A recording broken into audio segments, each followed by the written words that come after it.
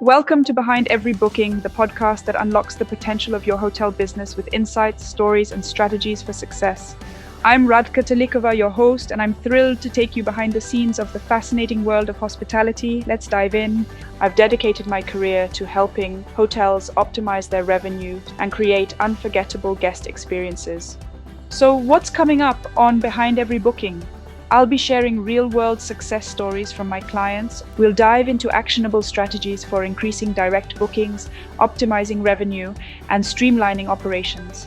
If you wish to join my community, check the link in the description under the episode, and let's make some magic happen together. Good morning, Nikos. Hi, how are you? Kalimera. Kalimera. Good morning, Radka. Thanks for having me. Give me your smile, and to everyone else who is watching our session or is listening, welcome to the new episode of Behind Every Booking. And today my guest is Nikos Tsitsoulis. You are a co-founder of the revenue management system Hotel Labs, if I'm not mistaken. And at the same time, because you have a lot of free time, as I understood, you have acquired a hotel in Greece. And we are here today to talk about three major topics. One is your success behind more direct bookings. And then we will be talking about a new project which we are actually bringing up to the live together. And it will be part of my trainings inside Inevitable Hotel Success as of autumn. So there is quite a lot of to share with you guys, and then let's start. Nikos, are we ready? You ready? Yes. First of okay, all, welcome. big thanks for inviting me for a second time to the podcast. We've also done more activities before in the previous years, but I'm genuinely honored being second time with you on a podcast. Well, you are my best one because you are always coming the best ideas to me. And actually my mindset is always like blowing. It's like he is calling me exactly in the right time when I need something like that. And your last idea was exactly what I was thinking about for a very long time. And it's just coming to me and say, Radka, how about this and how about that? And it's like, how are you doing this to me? So I'm really happy. So from the tech founder to the hotelier with 70% direct bookings. I know that you are a revenue manager, that you have a lot of, skills and experiences also from your former, a former company you have been working for. Like, what actually made you to decide to take the leap and starting the own hotel? Like, where is this coming from? You have enough money from the technical business? There is enough revenue coming in? How is it? So that's a great question. Actually, my dream was always to work hard and then buy a small hotel, maybe in North Italy, somewhere maybe in Tuscany, and make it an agro hotel or a vineyard hotel. So actually when the opportunity arose and I realized that we can buy a hotel with a down payment and then stretch the rest through an investment plan, it made lots of sense. I basically realized that I can accomplish my dream before going on pension. So that's what I've done.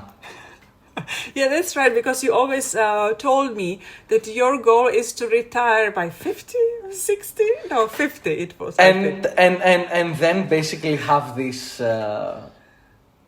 vineyard hotel somewhere in North Italy and,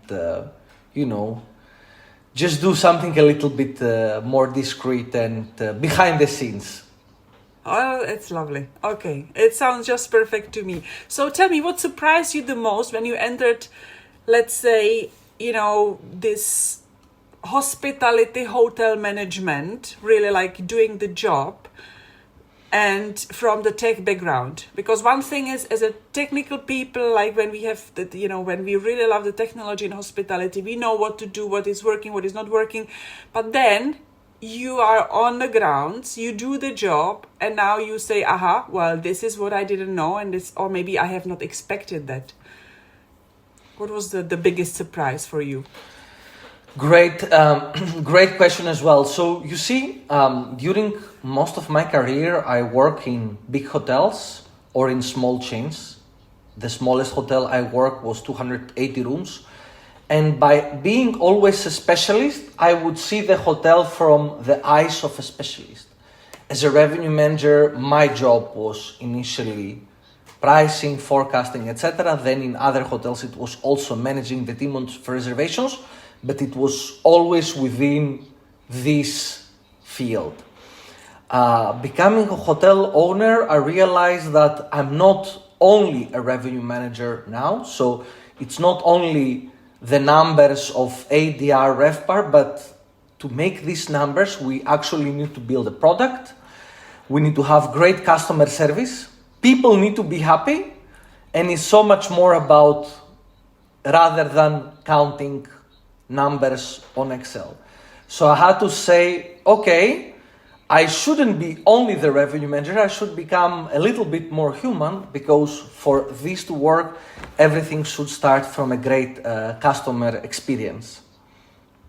I mean, yes, for the small hotel owners, it's always like that. You are sitting on a 5, 6, 7, 8 chairs at once, because you simply cannot really scale the business to be able to hire the specialist in those every single field. So you have to know everything. You have to know the finance, revenue management. Need to how to make the clients happy. How to do the technology right, and it's amazing, and I really appreciate every single small hotelier who is really going that direction, because it's a really hard work. It's really hard work.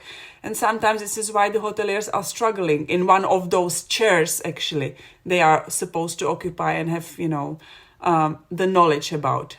Okay, lovely. So we know that you have acquired the hotel. It's 25 rooms, if I'm not mistaken, right? Yes. It's very close to Thessaloniki. It's located by the beach in Chanioti, Chalkidiki, which is about an hour drive from Thessaloniki. Okay, I see. So now we know where it is. Actually, if everybody would like to go to Greece, so this is where they're going to find you. And so you have taken over a hotel which was already, live. It was not a new hotel. So you have seen like what the previous owner done with the business, and you have had your own vision how you would like to, grow. When you say at this moment you have reached your 70% direct bookings, there was like in between phase where you have not been really 100% sure that you are even able to achieve that. How did you envision that, or actually how it just happened?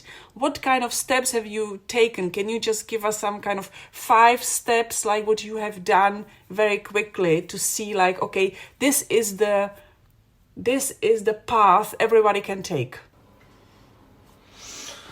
So that's actually a great story.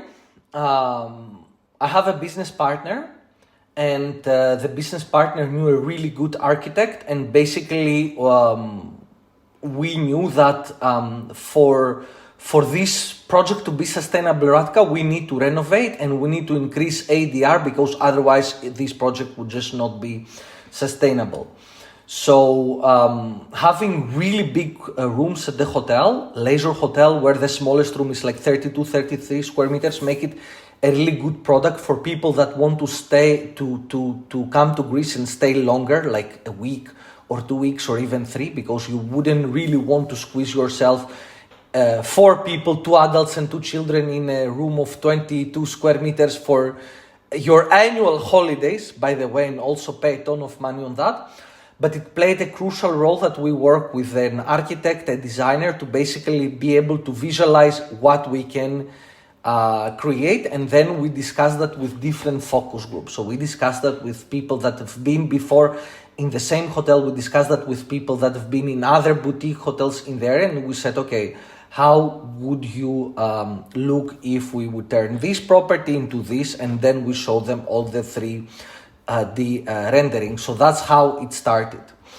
One of the things that I would definitely do differently is I would really put a much bigger emphasis on the branding. We bought a hotel that was already running for 20 years, and we thought it makes sense to leave the same name, behind the property because lots of people know it, but also lots of tour operators. However, because of the renovation and because our prices went instantly up by more than 50%, we actually lost literally more than 95% of all loyal guests, and we had to reposition this as a new hotel but with an old name on the market. So that is definitely a learning point for similar projects. So if I can just jump in, so you would actually, if someone is having, okay, I'm going to reposition, so you would do the repositioning along with the branding, so coming with the new name, so it doesn't really give that feeling, okay, this is the same hotel, right? Because it's completely new. Well, you're right. Yes, I didn't want to be that harsh on myself making this possibly mistake a couple of years back, but yes, that's absolutely the case. Okay, and do you, so because of that you have lost 90% of your loyal customers, including the tour operators, because they have been not willing to jump on your new pricing.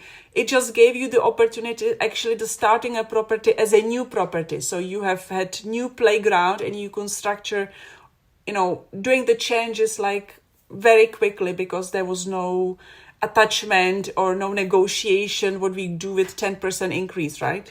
From the partner side.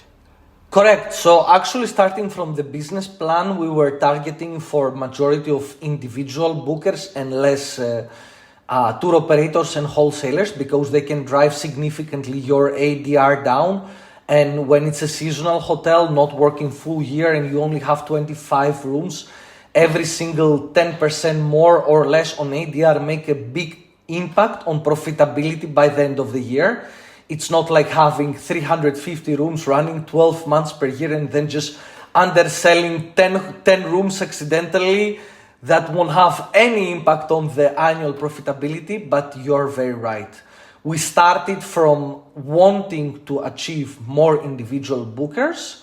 This would include also third-party bookers from OTAs like Booking and Expedia.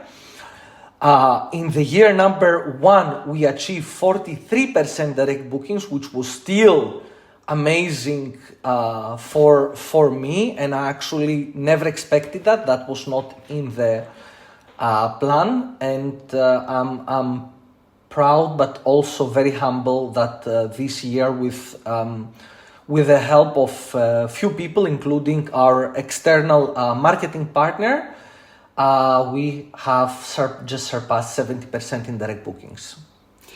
So if I just get it right, so let's say rebranding at some point, like repositioning, no rebranding because the name stays the same.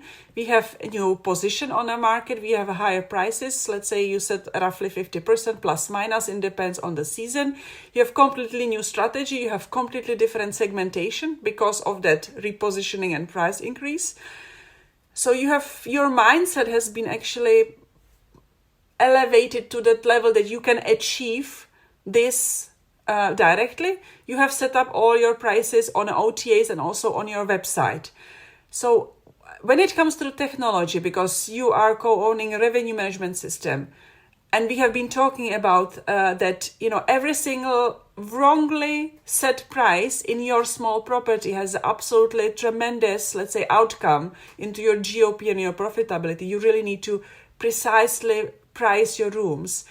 Have you, in the beginning, let's say for a new property in this case, put your revenue management system in place, or have you say, okay, not really because we are starting right now, we need only just to do the website and stuff like that? Was the revenue management system already in place from the beginning? So the revenue management system was in place. However, obviously it took us more than 6 months to start understanding how the market behaves and start to understand who our real competitors are, because it's one thing to know the market and to know lots of hotels, how they behave during the high season, the low season, etc., etc.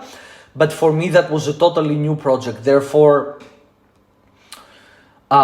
we changed the initial selection of the comp set. We changed our minimum and maximum prices over all seasons. And basically, lots of things that we assumed tend to be different.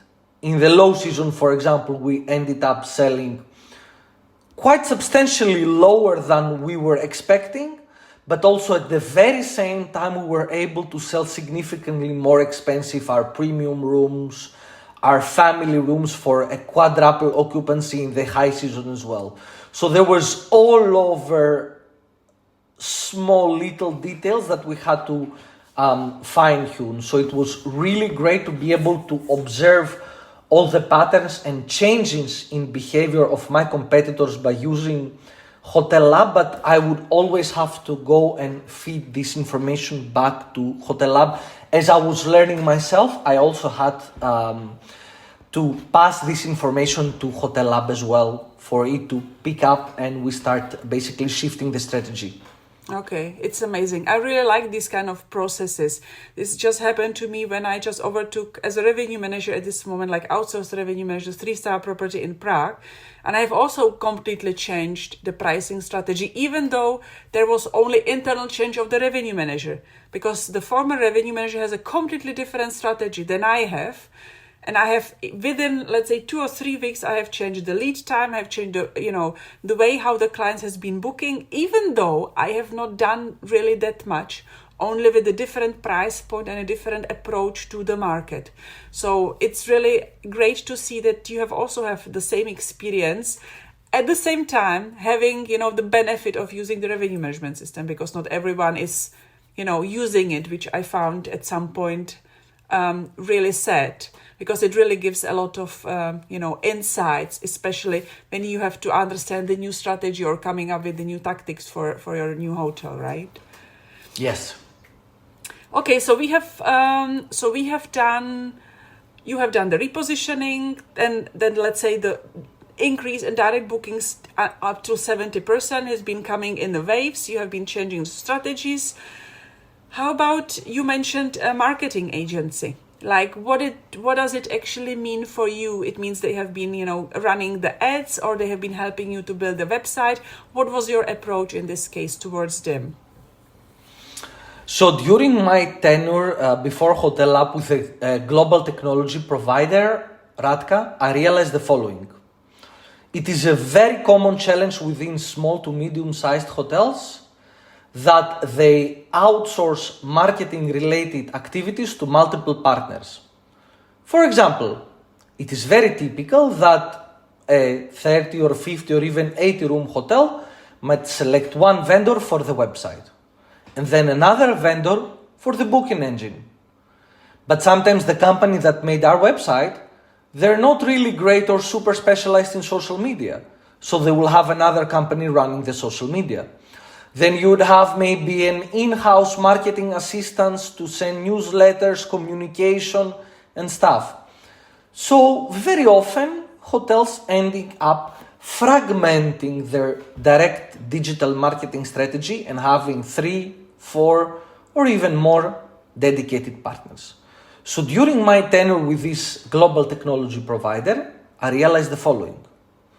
Who is taking the responsibility on the final result? Because when I go to a social media agency or to a web development agency, I'm coming to them and saying, okay, I want a new website. I want this to be nice, sexy, etc., etc. But what is the real goal?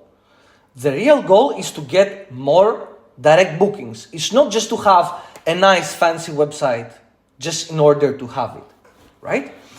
So very often, Radka, when hoteliers outsource one goal, which is to increase direct bookings, into 5 partners, then eventually no one takes responsibility. And I realized that many years back.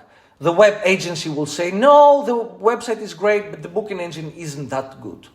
And then the booking engine will say, the booking engine is perfect, but you should drive more traffic and do more Google Ads. So you start of having a ping pong game where everyone is trying to remove the responsibility from him because he's just doing one little thing from the total, and to start playing ping pong. Obviously, buying a hotel meant that I had to start changing mindsets. I'm not only a revenue manager, but I'm also a hotel owner. And therefore, I stuck up with one of my former vice presidents. His name is Alistair Watts, when I was at Accor, who started a new project which is actually a marketing 360 agency. It's a combination of tools and services which all comes as a bundle. Speaking with him, initially I was benchmarking their solution based on features. So I went to him and I asked, Alistair, do you have A feature? Do you have B feature? Do you have C feature? And he had lots of great features, but not all. Because, there are established booking engines on the market that are there for 10, 20, or even 30 years, and he was only starting. And then I started measuring that. But why don't you have this feature that the other booking engine has? Why don't you have this feature that the other booking engine doesn't have? But then I realized that I'm falling into the same trap as all these people that I've seen falling into the same trap. And I said, okay, but is my success now as a hotel owner, will it be measured based on who has the most features or based on the results? And that is the reason why I decided to give it a shot. Yes. It sounds just amazing. I mean, this is, in general, I have seen it for many years by many hotels, exactly what you are actually describing. But the thing is that it is really fragmented. I do not say it's only the hotelier fault or the technology fault. It's always fragmented also based on the location. So for example, everybody has the same issue. So it's fragmented responsibility. You have to have one driver. You are the driver in a seat for the hotel responsibility, and you are, under the pressure of everybody what is saying you should have this and that and stuff like that. But it's fragmented also based on a country, because in one country there is a grade to have this, in this country it needs to have this kind of legal requirements. So in many cases it's quite difficult to find the best, let's say, solution in your, let's say, geographic or a type of the business, because maybe you are the premium luxury hotel somewhere in Bulgaria on a seaside, but this great solution doesn't support the language. And then you are, stuck with something like a medium solution for you, but you know that you can strive a little bit more and you can get more. But only just the geographical, differences are making it too difficult. So I don't want to excuse anyone from this, but it's not really that easy. Hopefully with AI is going to change, because getting the next language onboarded, it doesn't really take so much time, not even money, as it used to be, let's say 10 years ago, where, a lot of technologies has been actually, launched. But I can just tell you my experience. Yesterday, I have booked the hotel in Austria for a 2-night stay, and in the booking engine I feels like, it feels so good. It just gives me this kind of fireworks. So when I just did the booking, it just gives me the fireworks.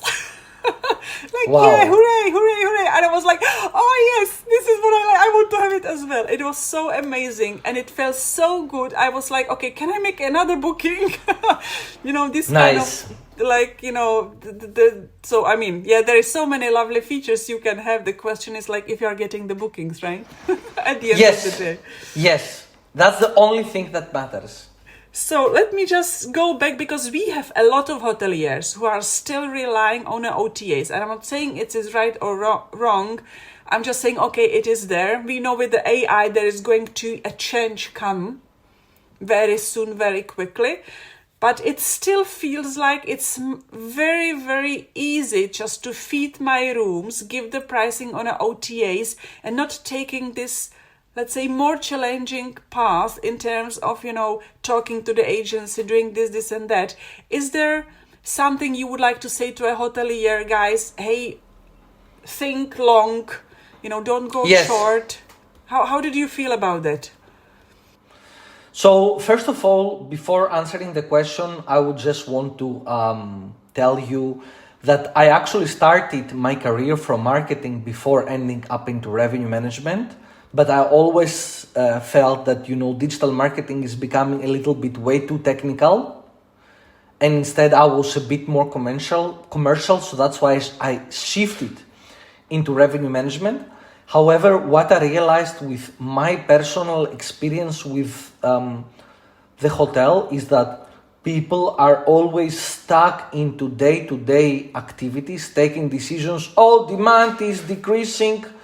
Let me drop prices, etc., etc.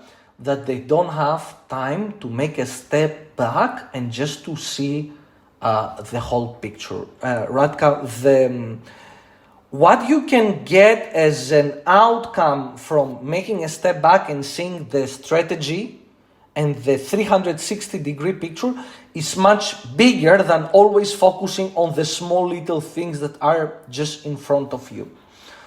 And allow me to give you one example. So I started this collaboration with Alistair's startup project called Bookscapia a bit less than 2 years back.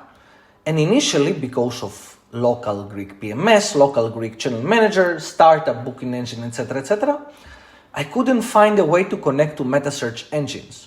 And then I was, oh, Nico, you are like 10 years in revenue management, and people will check your hotel and they will say, how can Nico be a good revenue manager with all this experience if he hasn't even connected his own hotel to meta search engines such as Google? And then I was really trying to find a solution to connect my hotel to meta search engines. However, the season last year was running and time was passing. And then I actually realized that I'm still getting all the results I want, just without connecting ever to meta search.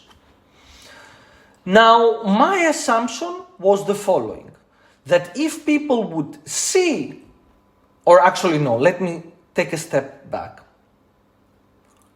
There is a really great product that everyone should use, but not everyone is using Radka. And it's a free product by Google. It's called Google Webmaster Tools. Why Google Webmaster Tools is great is because it can help you understand from where people find your website. So we made a small research and we find out that for my hotel, Ampelia, but also for the majority of independent hotels, typically more than X% of the traffic comes from Google. What does this mean? They find a property on Booking or on Expedia or on TripAdvisor, whatever, and then users will copy-paste the name of the hotel, enter it into Google, and voila, that's your hotel's website. By the way, would you like to know what percentage of people come to our website just by finding us on a third-party website and copy-pasting the name to Google based on our small little research? You want to listen to say, yes, I want, please give it to me. So in our small research, it was 90+% of all the traffic is coming, people find you on Booking and copy-paste your name into Google. 90% of the traffic to most of the hotels that we checked. I want to see the screenshot. I want to see the screenshot. Yes. Therefore, why should we focus on any other marketing concepts rather than that?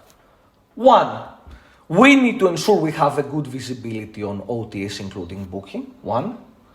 Two, we need to have a really good website, which needs to tell a story to guests within the first 5 seconds when they visit on the website, why they need to stick on the website and don't go back to booking.com.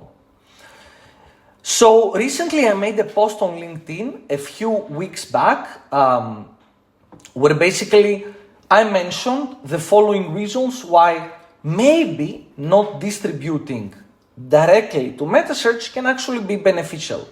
I shared a very interesting article by Alessandro Croti, who is an Italian marketing specialist in the hotels, and I've been following him on LinkedIn for many, many years as well, where he mentioned that if you actually show to people on Google your price, lots of people will continue shopping because they got what they wanted. Your price on the website is cheaper than Booking, let me continue doing whatever I was doing and making a short list of hotels. But by not presenting their direct price on Google, we're forcing people to come to our website. And when they come to the website, it's not only the price, it's what other values you offer to guests to book you directly. That's one reason. And then there is one more reason, and a final one. All tools, including Hotel Lab, but also Google advertisement, work with a machine learning algorithm. The more data are passing through the algorithm, the faster the algorithm is learning. If we wouldn't driving all these people to come to our website, right, to see what is the price, to give us an email and subscribe to our loyalty system, etc., then how would Google learn from all the visits? There would just be less visits. And this is only one small little thing. So typically you go to a hotel and you ask them, is it good or bad to distribute to meta search? And obviously 99% of people will tell you it's great. Yes, of course. But on the other side, we have been talking about this actually yesterday. We definitely need those visits on a website. So we need to do the best. I mean, the social media marketing, anything we will be able to get the people to visit our website, because then you can, arrange retargeting marketing campaign and just to really hit the people anywhere they will be, moving on as soon as they're going to leave your website. So, I mean... Of course. So, I mean, in general, I cannot really tell, because at this moment I see both, let's say, ways. I see a lot of countryside hotels which doesn't have a problem with direct bookings. They have a 90% of the direct bookings.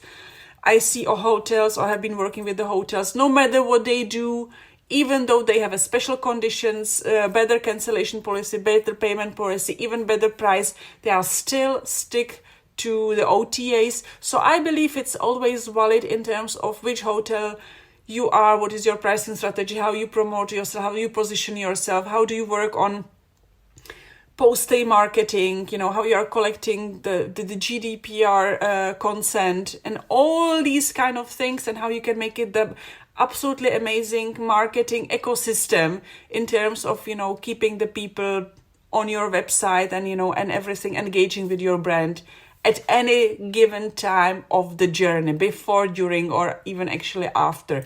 But in many cases, you maybe have more, returning clients. In many cases in Prague, for example, and A destinations, the people are not, coming back. It's just like one-time visit.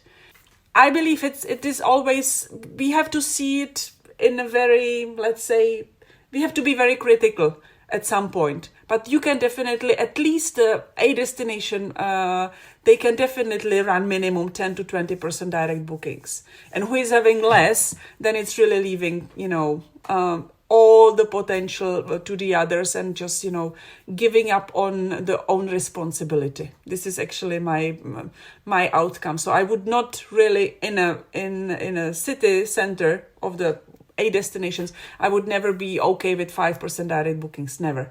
Because, you have to take a little bit of that profitability back.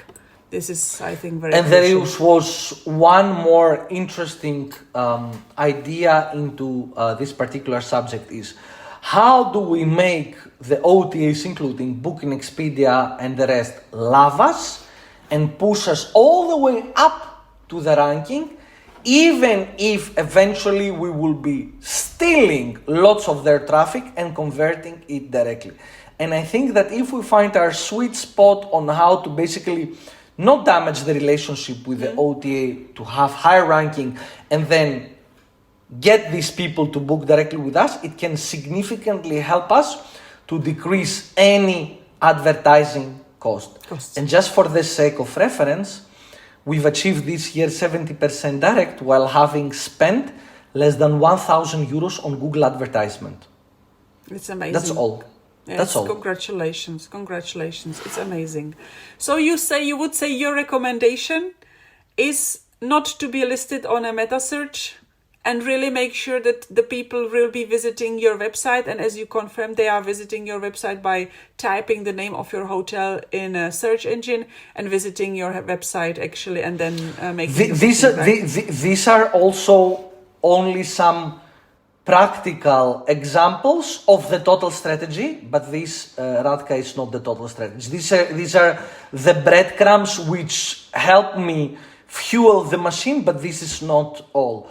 It's obviously an integrated website and a booking engine, so it's not a separate website, it's not a separate booking engine, it's one. My website and my booking engine is just one thing. It's also about, instead of asking people to give me their email address and subscribe to the newsletter, where was the last time you subscribed to a hotel's newsletter, by the way? I do it very often, but I'm not getting so many emails. Unfortunately. Okay. You might be an exception, but we found that what works great is to keep membership rates before a wall and basically asking people to give you your email. That works amazing because we collect tons of emails, even from people that eventually don't book, but we can go back to them, we can remarket. And by the way, Radka, because most of people would log in via Google or Facebook, technically you don't need to ask their permission to contact them, because they are extending the same permissions that have already been given to Google and Facebook. That's right. And there is also, if they do so, that there is a remarketing effort is much easier because it's all connected actually. Because as they are connecting either from sign in, like one sign in through Google or through Facebook, then it's all done. Let's say they are just correct. It's yours. They are just yours. It's just perfect. Okay, so let us move. I really like the journey because I could talk about this quite a lot, but I would like us to concentrate on what we are actually working and how we are cultivating, let's say, the life, or how we can cultivate even more the life of the small and middle-sized hotels, even the bigger hotels, of course, but the small and middle-sized are really, there is a crucial thing about like joint responsibilities for one person. So how we can handle that and how we can help them, to work through the revenue management and make the life much easier. So you have built inside a hotel lab the revenue simulator. We are now playing the game together. And that's it for today. In our next episode, we will go into the revenue simulator in detail. Until then, I'm wishing you only 5-star reviews, loyal guests who keep coming back, and a happy, motivated team. You take care. Ahoy! Thank you for joining me on this journey together. If you're as excited as I am about making every booking count, be sure to subscribe to the podcast so you don't miss a single episode. And if you've got a question or topic you'd like me to cover, I'd love to hear from you. Let's connect on Instagram or LinkedIn. If you wish to join my community, check the link in the description under the episode. I wish to kindly ask you to do 2 things. Share the podcast with others who may find it helpful, and subscribe so it becomes a trending favorite among hoteliers and those who fell in love with this industry.